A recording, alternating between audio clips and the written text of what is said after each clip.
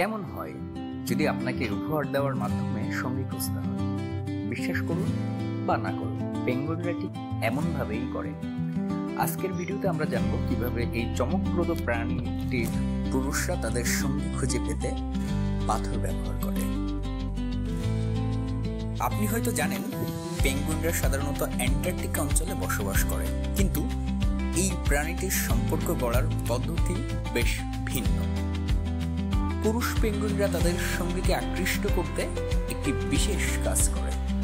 তারা সেরা পাথরটি খুঁজে বের করে এবং সেই পাথরটি তারা উপহার দেয়। এটি শুধু একটি পাথর নয়, বরং এটি একটি প্রেমের প্রস্তাব।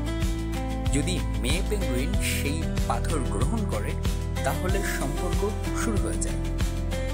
এটি একটা সিগন্যাল যা তাদের বন্ধন গড়ে তোলে।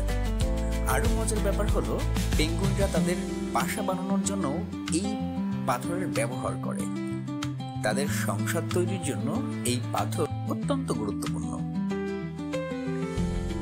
এটা ছিল পেঙ্গুইনদের পাথর উপহার দেওয়ার চমকপ্রদ একটা আচরণ।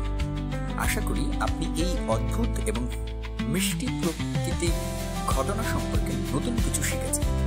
এমন আরো অজানা প্রাণী বিষয়ক তথ্য জানার জন্য আমাদের চ্যানেলটি সাবস্ক্রাইব করুন।